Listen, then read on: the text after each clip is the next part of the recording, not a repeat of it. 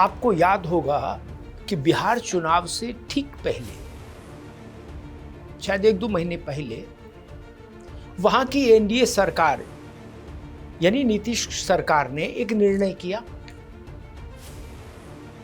कि राज्य की 75 लाख, शायद अगर मैं सही स्मरण कर पाऊँ, 75 लाख से ज़्यादा महिलाओं के खातों में 10,000 रुपया डाला जाएगा ताकि वो स्वरोजगार कर सकें, कोई छोटा मोटा कारोबार अपना स्थापित कर सके। इसके लिए एक इनिशियल अमाउंट के तौर पर, आरंभिक सहायता राशि के तौर पर 10,000 रुपया ट्रांसफर किया जाएगा। और वो ट्रांसफर हुआ। तो विपक्ष के सारे नेताओं ने, बिहार वाले भी, देश भर वाले भी, सारे नेताओं ने कहा कि भाजपा और नीतीश कुमार ने महिला वोटरों को रिश्वत दी है, संविधान की मर्यादा तोड़ी है, और चुनाव आयोग को भी सैकड़ों खरी खोटी सुनाई। इन विपक्षी नेताओं ने कहा चुनाव आयोग आंख बंद करके बैठा है। अखिलेश यादव जी बोले चुनाव आयोग के कार्यालय पर भाजपा का झंडा लगा देना चाहिए। तेजस्वी जी बोले भाजपा की जेब में है चुनाव आयोग। ममता जी बंगाल से चिल्लाई नीतीश कुमार ने रिश्वत दे के वोट खरीदे। राहुल गांधी ने कहा कि खुलेआम वोट खरीदे गए रिश्वत देकर। 10,000 रुपए का एक वोट खरीदा गया। लगा कि भाई विपक्षी दल इस तरह की किसी भी योजना के सख्त खिलाफ है। जो योजना बिहार में लागू हुई, किसी को भी यही लगेगा, मुझे भी यही लगा।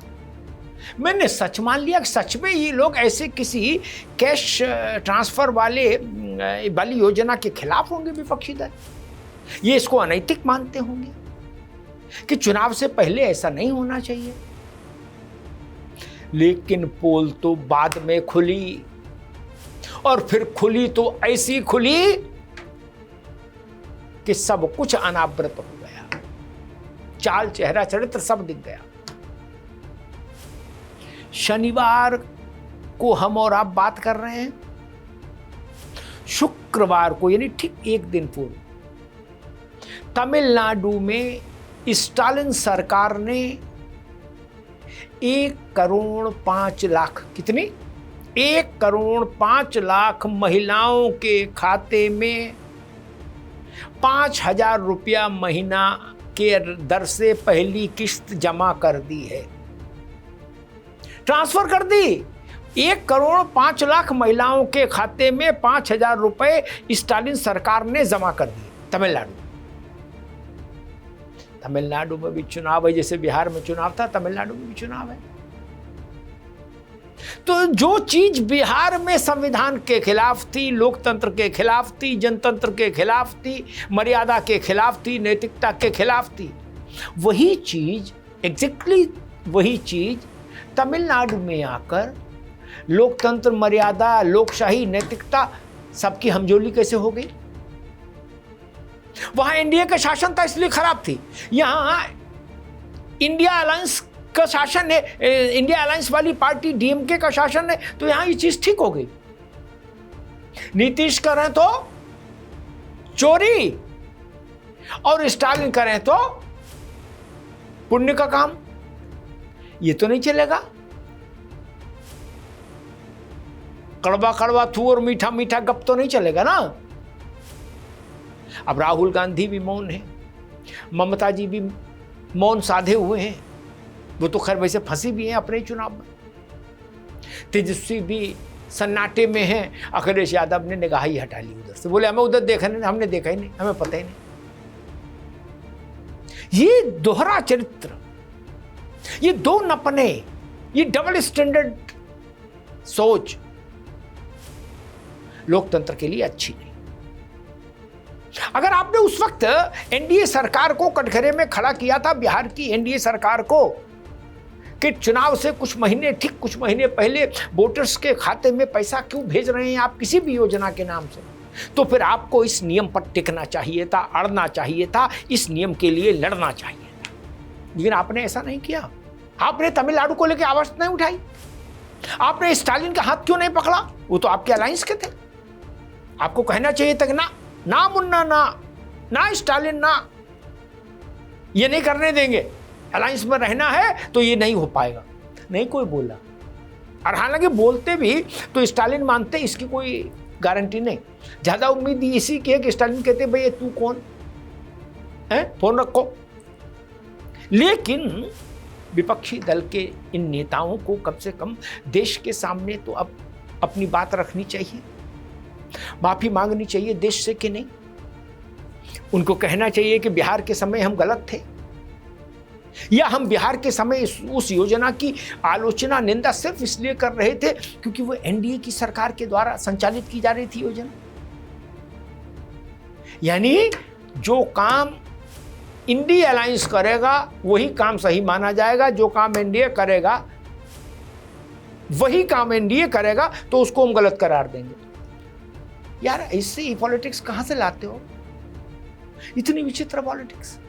जनता को बिल्कुल बुड़बक समझते होगा कि जो आप समझा दोगे हम जनता मान लेगी? नहीं, जनता के पास राजनेताओं से ज्यादा विवेक है, ज्यादा विवेक है। वो सही गलत का फैसला करना जानती है। बिहार में हाहाकार कर दिया था। बिहार की जीत की एक ही समीक्षा हर विपक्षी नेता कर रहा था। कहां जीत हुई है? पैसा देके वोट खरीदा है। कहां जीती है एनडीए बिहार में? कुछ नहीं जीती, पैसा देके वोट खरीदा। सब यही कह रहे थे। अब तमिलनाडु का परिणाम अगर आया स्टालिन के पक्ष में, डीएमके के पक्ष में, इंडिया अलायंस के पक्ष में, तब उसको क्या कहेंगे? पैसा देके वोट खरीदना ही कहेंगे ना, क्योंकि बिहार में आप लोगों ने वही कहा था। इतनी गारंटी दे दीजिए देश को कि अगर डीएमके चुनाव जीतती है तमिलनाडु में तो फिर विपक्ष के नेता वही कहेंगे जो उन्होंने एनडीए के चुनाव जीतने पर बिहार में कहा था कि 5-10 हज़ार रुपया में एक वोट खरीदा। क्या विपक्ष के नेताओं के अंदर इतना नैतिक साहस है कि वो यही बात स्टालिन के लिए कह सकें कि एमके स्टालिन ने 5,000 रुपया दे के एक वोट खरीदा है? उन्होंने 10,000 में खरीदा था, आप 5,000 में खरीद रहे हो, लेकिन पैसा ही दे के खरीद रहे हो ना। इसलिए मैं बार बार कहता हूं, नपना एक रखो, नपना एक रखो मेरे भाई। कई नपने नहीं चलते, चेहरा खराब हो जाता है। आपकी अथॉरिटी ही नहीं बचती, कोई आपके पास कोई चेहरा ही नहीं बचता कि आप फिर कुछ बोल पाए। लोग जान लेते हैं कि आप किसी उसमें नहीं है, आपका कोई सिद्धांत नहीं, आपका कोई मानक नहीं है। आपका मानक एक है कि अपना आदमी करे तो सही और दूसरा करे तो गलत। अपनी पार्टी करे तो ठीक, दूसरी पार्टी करे तो गलत। अपने गठबंधन में शामिल पार्टी करे तो अच्छा है, और दूसरे के गठबंधन में शामिल पार्टी करे तो समझ लो पाप कर रही है, अपकर्म कर रही है, धतकर्म कर रही है। यही न सिद्धांत। ये सिद्धांत चलने वाला नहीं। बिहार में जब विपक्षी दलों को भारी झटका लगा था चुनाव परिणाम के बाद, तब भी मैंने अपनी एक टिप्पणी में कहा था कि यह परिणाम केवल 10,000 रुपए वाली स्कीम की देन नहीं है। ये परिणाम विपक्षी दलों पर जनता के गुस्से को भी अभिव्यक्त कर रहा है। तेजस्वी की पार्टी और कांग्रेस को बिहार की जनता स्वीकार नहीं करना चाहती अपने हृदय से, ये दिख रहा है इस जनादेश में। पैसों से अगर वोट खरीदे जा सकते होते तो सोचिए कभी कोई सरकार विदा होती नहीं ना। हर सरकार के हाथ में पैसा रहता है, हर सरकार अपनी बुद्धि से पैसे खर्च करती है, फिर भी कई सरकारें वापस लौट कर नहीं आती। वो काल के गाल में समा जाती हैं, भूतपूर्व हो जाती हैं। उसका अर्थ ये है कि केवल पैसा चुनाव नहीं जिता सकता। जैसे केवल पैसा किसी को नेता नहीं बना सकता, वैसे ही किसी सरकार की प्राण रक्षा केवल पैसा नहीं कर सकता।